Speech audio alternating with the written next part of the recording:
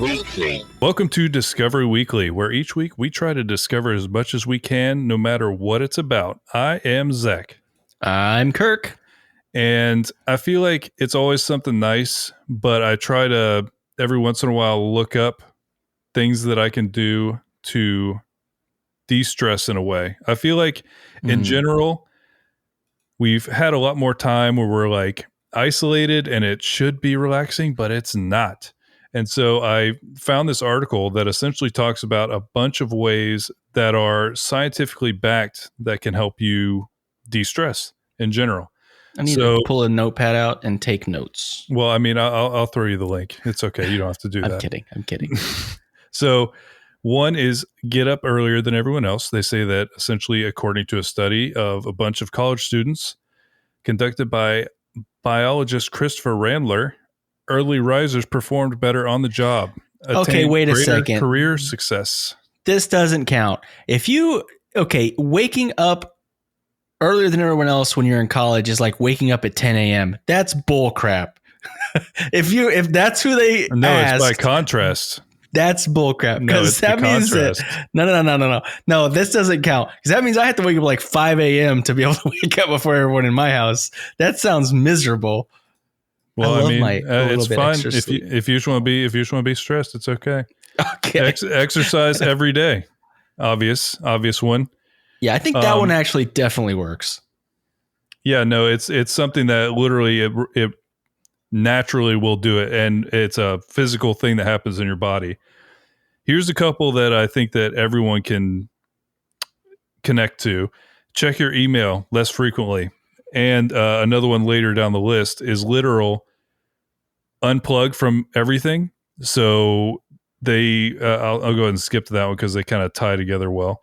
But there's researchers finding association between rising stress levels and constantly checking your smartphone, which I think is kind of close to email. Although I do think you get a little bit of the work-life balance thing on the email one, so kind of separate out what you need to so that you can relax for a little bit. But essentially disconnecting from your smartphone and not checking it all the time is at first going to make you like feel stressed out, but then once you get past it, it's gonna really help you out. Mental contrasting is apparently not just positive thinking. It's more trying to she has a tool called WOOP, which is Wish, Outcome, Obstacle, Plan. So basically, imagine your wish coming true for a few minutes, then imagine the main obstacle standing in the way, and then envision the action you would take if such a barrier were to present itself. So instead of just blind optimism, a way to look at things more engaged that will help you do that. And then here's a dietary one. Consume more omega-3 fatty acids. So things like flaxseed, chia seed, and fish reduce inflammation, which they think is a lot of what causes stress. Or algae. Yeah, or you can eat algae. Yeah, algae supplements. Mindfulness. We've talked about this one a lot. So meditation, anything like that, breathing exercises, things that help you be in a moment and not worried about something else. Here's a fun one. Hug someone every day.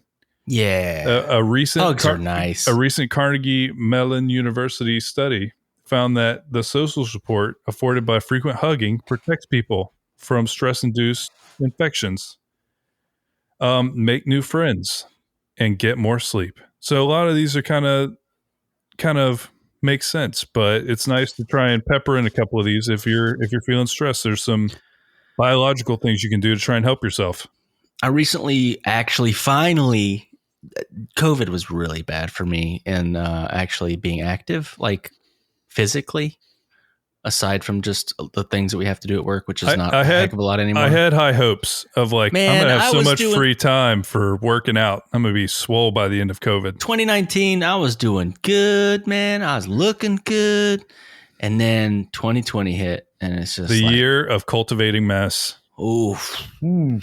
Went real bad. Anyway, I just now started like riding my bike and getting into a little bit of stuff, maybe like 3 or 4 times a week. And the other day I did both things. I did some meditation while riding my bike. So some mindfulness meditation while riding my bike, and it was awesome. And I was listening to good old Infinite Third because it's just great like ambient So music good for that. while you're riding. It's not called. Is it called ambient? No, he definitely has some ambient stuff. Okay, but yeah, no, it was good. It was in the zone. Well, I found a very interesting article from Popular Mechanics. I really like this magazine. I remember every time I'd go to the barbershop, this is one of my favorite magazines to read. But there was this article from Popular Mechanics that talks about the FBI confirms report of long cylindrical UFO moving really fast over New Mexico. It's an interesting story because it's confirmed by the FBI, the FAA, and a military organization. I forget which one it is. But yeah, so there was a leaked audio file that was from an American Airlines pilot who encountered a strange UFO over New Mexico. It was a long cylindrical object that looked like a cruise missile type of thing, as the pilot says it. And it was confirmed by the FAA and the FBI, but they still don't know what it was. And Zach, I think you have an audio clip from, like, they have the audio from the pilot as he calls it in.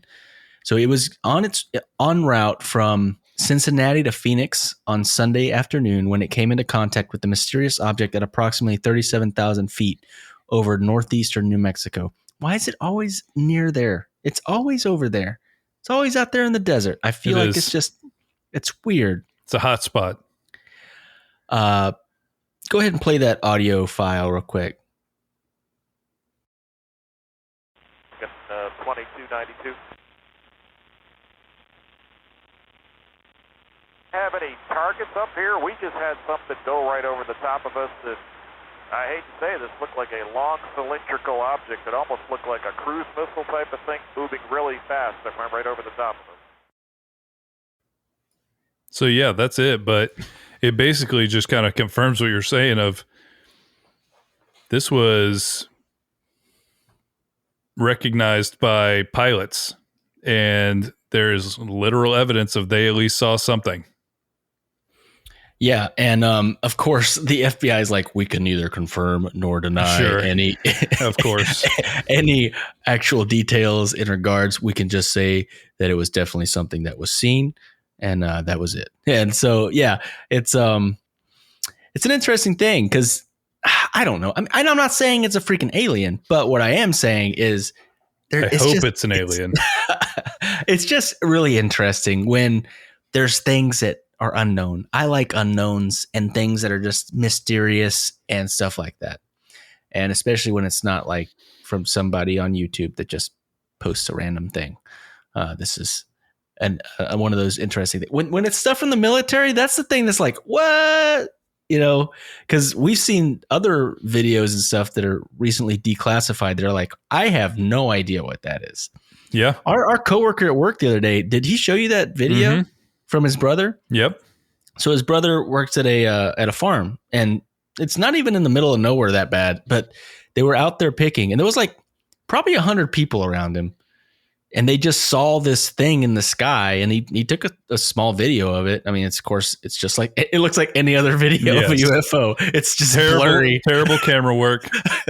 Blurry alien ship in the sky. But then apparently just like zooms off really fast, like super fast. And he's like, I have no idea what that was. Honestly, I have no idea what that was. I saw like the pictures in the video and it looks like a UFO. I don't know. I don't know what it was. Just weird stuff. Yeah, I don't know. Well, I read about an entire kind of fad that's happening that I had not at all been aware of. So in Japan, Android pets are starting to become very popular. And this is also tied to COVID, because they had really strict quarantine measures in Japan. And so people were working from home. Is it like that, the nightmare wolf thing that they had in Japan? It's to scare exactly like off. that. Yeah, they all have the nightmare wolf in their house and they pet That it. thing was so scary No, looking. it would scare and me so away. loud. Yeah, it would scare me away too. What was it trying to scare off? Bears, Like, right?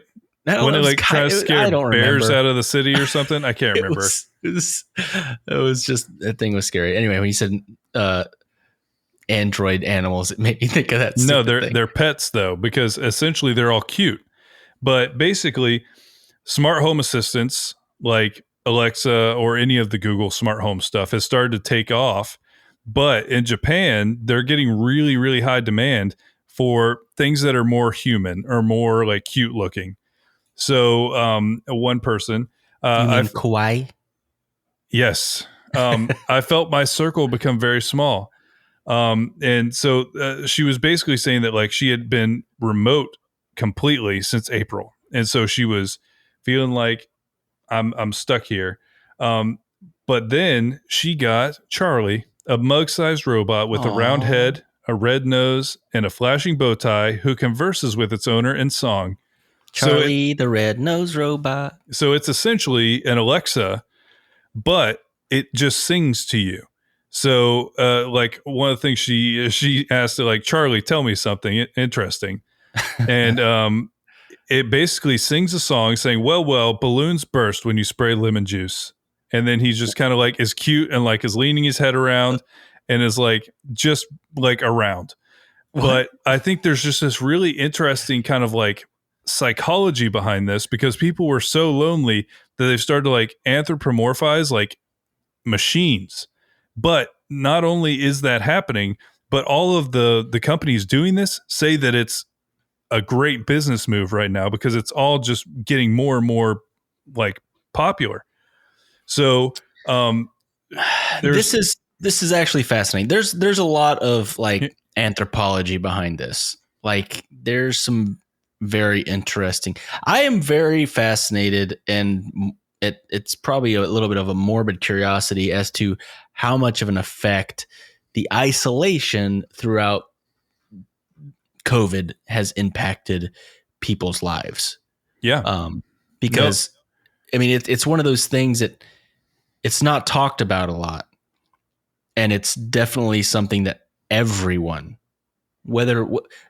here's the thing, even if you didn't lock down, like stay at home completely and work from home and all that stuff, your life changed.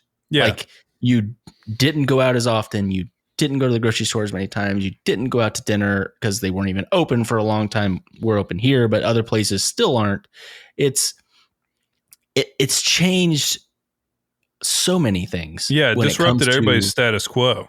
Big time. Yeah, I mean, Zach, you were going to shows all the time with your other podcast right when this was going on. Yep. And like there's no shows. There's no shows to go to. You can't go hang out and watch a show at a bar or anything like that. No, and I definitely felt that. You know what I mean? Because like, yeah, like you said, that was like quite a while where I was going to shows like every weekend and like meeting people and recording, and then it just all stopped, you know? And so you kind of have to come to terms with it a little bit.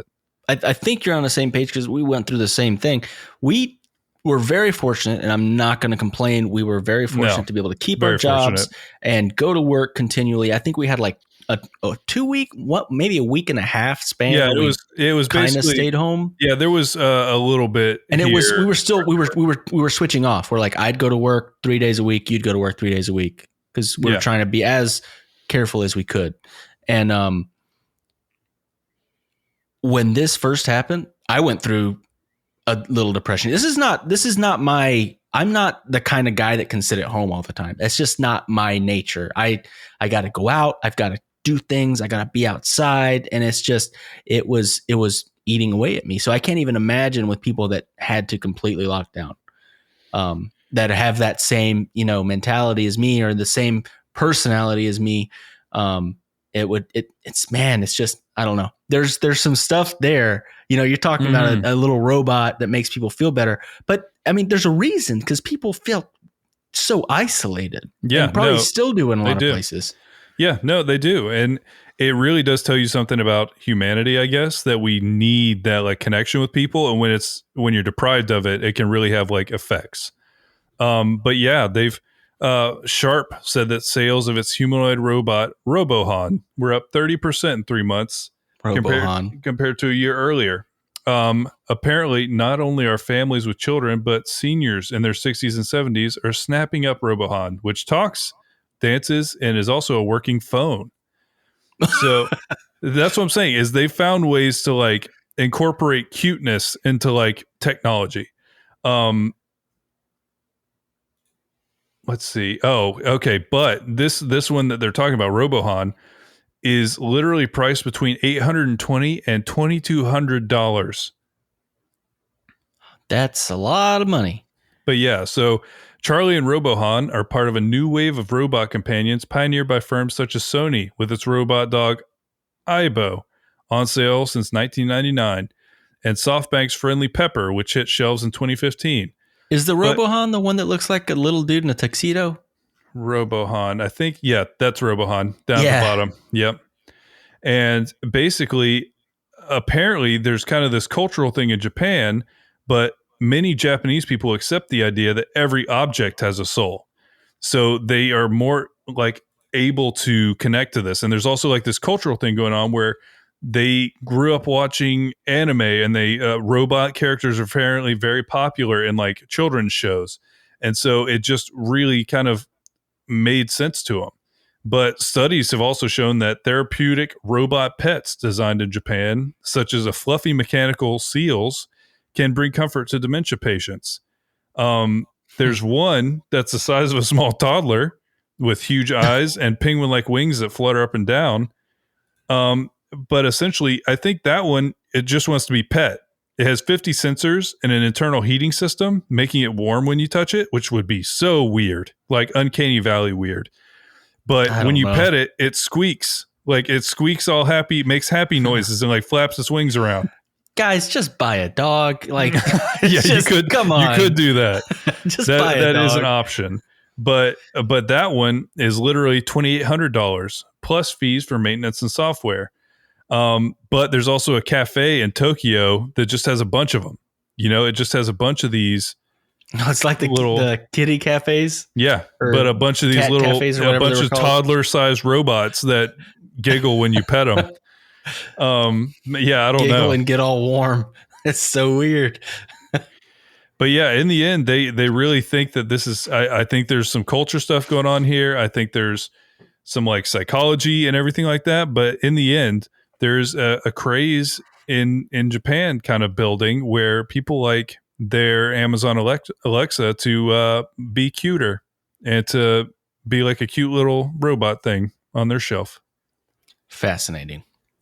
Well, let's hear a word from our sponsor this week, and then we will be right back with our next discovery. Do you subscribe to at least one streaming service? Do you spend what seems like hours scrolling, trying to find something new to watch? Do you just wind up watching the same show for the 100th time? If so, you're not alone. Hi, I'm Andrew, the host of Podflix and Chill. On this podcast, I take a look at some original films and series from the most popular streaming services. I'll break down some of my favorites, uncover hidden gems, and even sit down with some guests. Podflix and Chill is a great way to discover your next favorite show or choose the next family movie night. Want more Podflix and Chill? Follow us on social at Podflix, the letter N, and Chill, or check us out at www.podflixandchill.com. Podflix and Chill, now a part of the Podfix Network. Subscribe wherever you listen. So we've got a community submission discovery from our friend Twigs, and it was in our Discord. By the way, if anybody else has any discoveries that they want to share, you can share it on our Twitter, on our Facebook group, or in the Discord, or even here on the Twitch. Any way that you can get a hold of us, or you can call us on the hotline. The hotline is in the show notes with the phone number and everything. We would love to share your discoveries. But she shared something that I thought was amazing because I love bike riding. It's kind of my little exercise thing that I've liked to do probably for years now. And there's a place in Belgium that you can ride bikes in the treetops. I think we need to break out some video for the Twitch stream on this one so they can all see this thing. I believe that we do, because it is very, it's beautiful. And it's almost like a work of art. So this is in Belgium. It says a new public infrastructure project called Cycling Through the Trees is an incredible elevated path that gives riders a new perspective while pedaling through the forest. The project was designed by Bureau Landschap and the Giorgio and Partners as a unique addition to the cycling system in Limburg, Belgium. The designers elevated the bike path in an elegant circular structure that provides stunning views of Pijven Nature Reserve. So aggressive on these words.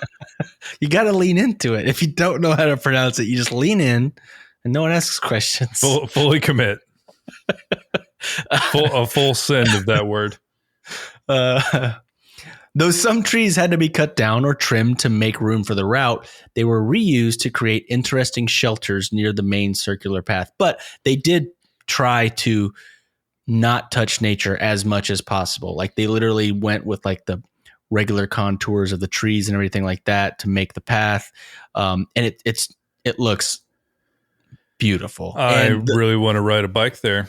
Oh, I feel like this is now I have a giant bucket list of things. I need to become independently wealthy so that I can start checking some of these off. So I can just go to Belgium for fun. Yeah. You and me at lunchtime have talked about all the places we want to go eat around the world. And those are not cheap places. I want to take a food tour and now a biking tour. And I also want to watch people do really stupid stuff like the running of the bulls and the now I've got one on my list, which is in England, watching the people chase the cheese down that hill. By the way, a long time ago, Keith, one of our friends from our network and also another podcaster from the Pop-Up Filmcast, he mentioned a Netflix show called We Are the Champions. And it took us a while to actually look into it, but it is amazing. Really worth a watch. They talk about so many different I guess it's all competitions, I'm trying to think what I would recommend to them. Like, I like the cheese roll. Honestly, do the dog dancing. That was one of the most ridiculous things I've ever seen. So there's the cheese roll, or the frog jump, dog dancing, frog jockeying. Yeah, they do call it frog jockeying. The hair one, and that's the one that I didn't know existed. The other ones I actually knew existed. I just didn't know anything about them. I didn't know the frog one did at all. I did know that one existed. I'm redneck enough to know that existed. Real quick, I'm finishing this story up. I got completely sidetracked. Though it is definitely a unique project, Cycling Through the Trees is not the only path of its kind. Visit Limburg, the province's tourism organization, also commissioned Cycling Through the Water in 2016 as a similar project to boost tourism. We can't wait to see what incredible new cycling structures they will commission next. So, yeah, I mean, these pictures are stunning. The beautiful seating areas that they use the old logs for, it looks awesome. Oh man, I want to go there now. I want to go ride bikes. Did you see this Cycling Through the Water thing? No. Oh my goodness. Okay, we're going back to we'll show everybody. It is crazy looking. The path is literally through a lake. What? How is that? What? How? That's like an infinity pool. It looks so awesome. With a path in the middle of it. But it's in the middle. I want to ride my bike through a lake. I didn't know that this was a thing I wanted to do. Now I have a whole section of my bucket list. Too? I don't know if it's in Belgium. I think it's the same organization that made it. It said Luxembourg, so I think it's probably. All right, we're gonna back it up. Let's see if we can figure out wherever that is. Antwerp. No, it's Belgium, right? Brussels in Belgium.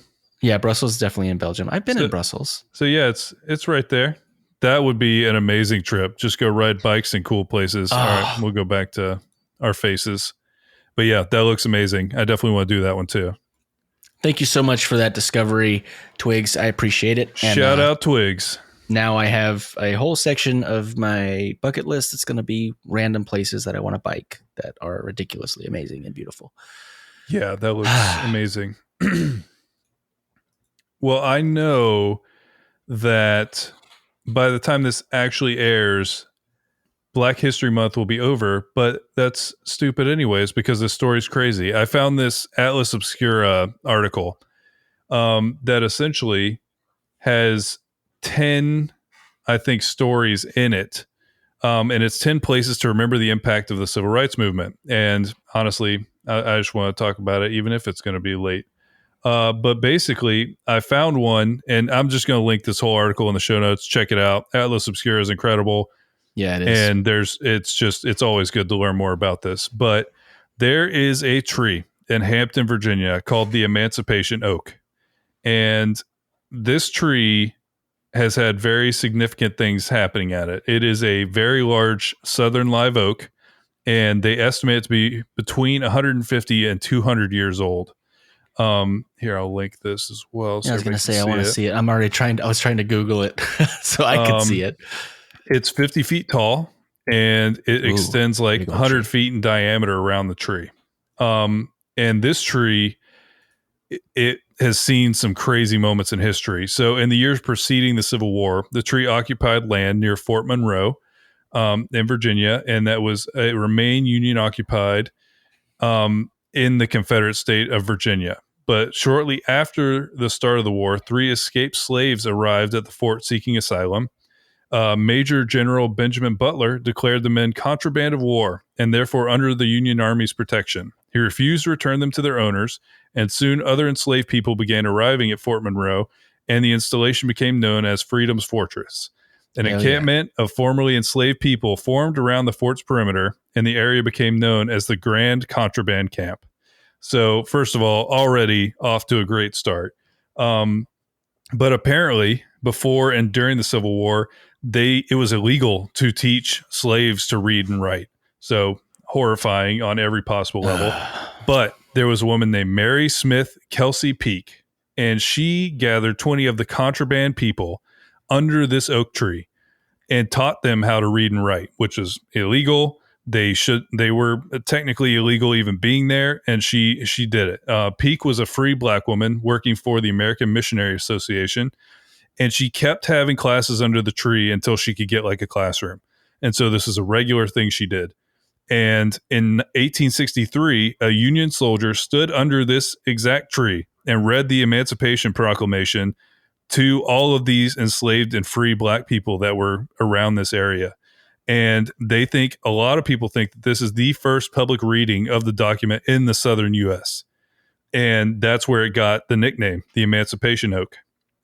Peak eventually was given a space to have her literacy classes, and she died of tuberculosis. But because of what she did, her legacy continued, and the cottage where she was having her classes became Hampton Normal and Educational Institute.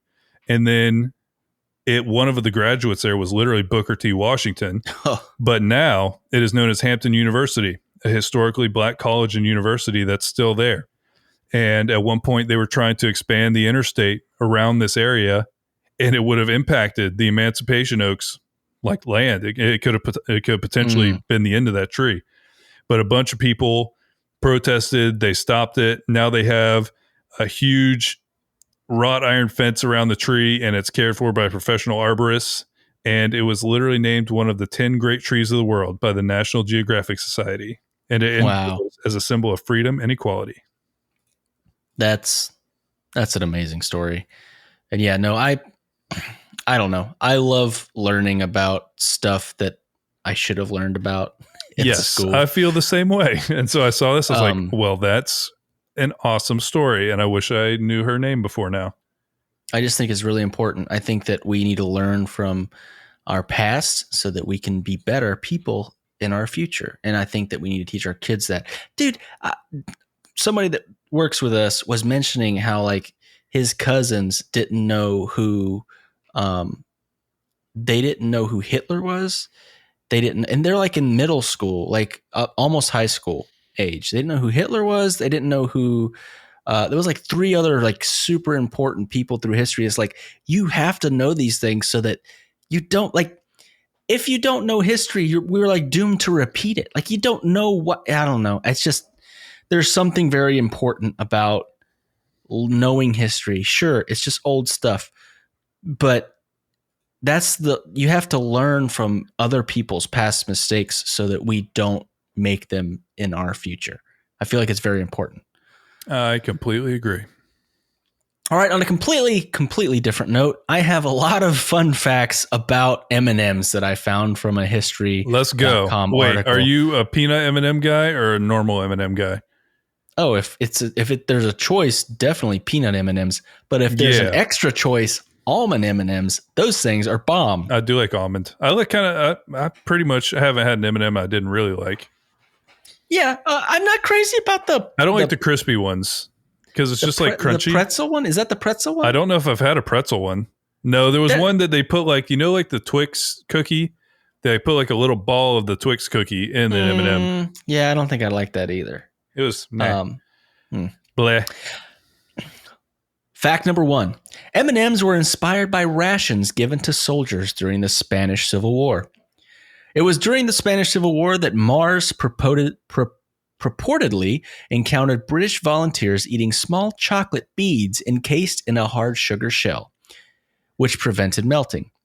In an age, and this is something that I thought was fascinating, in an age when sales of chocolate typically dropped off during the summer months due to the lack of air conditioning, Mars was thrilled by the prospect of developing a product that would be able to resist melting in high temperatures. Makes sense because it melts in your mouth, not in your hand.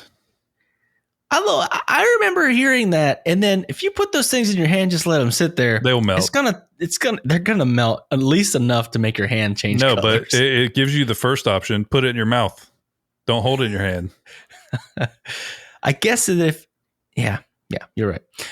M&Ms used to be made with Hershey's chocolate, now one of Mars's biggest competitors. I thought that was fascinating.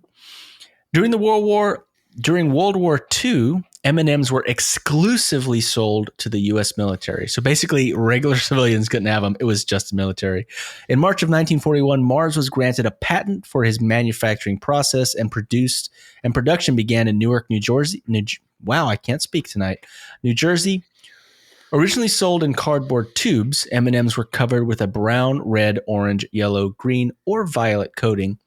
After the U.S. entered the war, the candies were exclusively sold to the military, enabling the heat-resistant and easy-to-transport chocolate to be included in American soldiers' rations. And I think they're still like in MREs.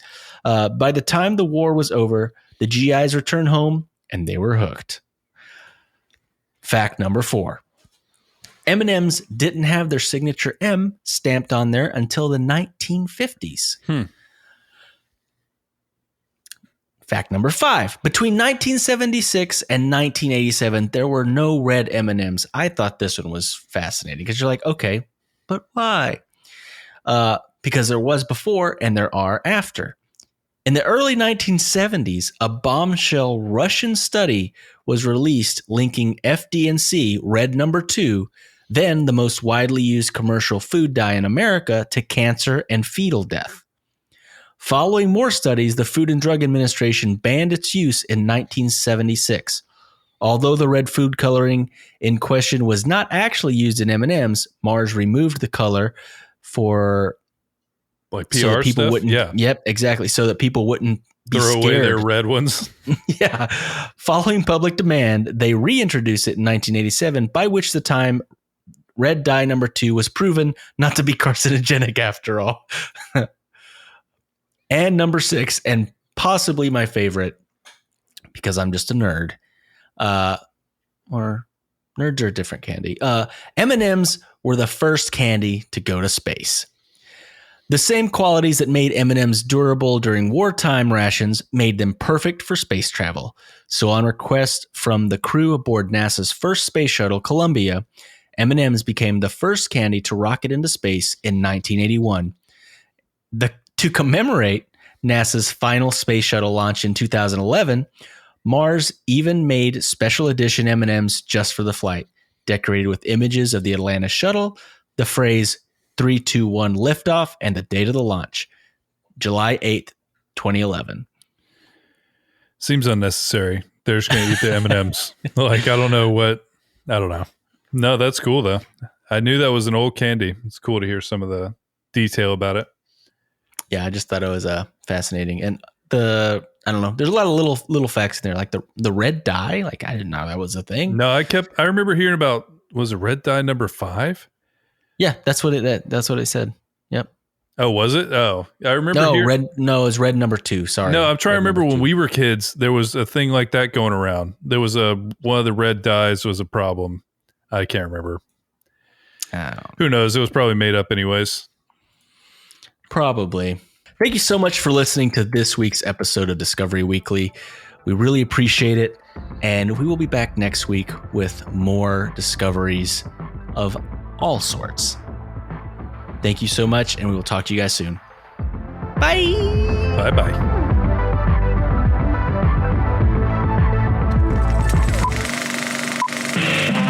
This was a podcast from the Podfix Network. You can check out more shows like it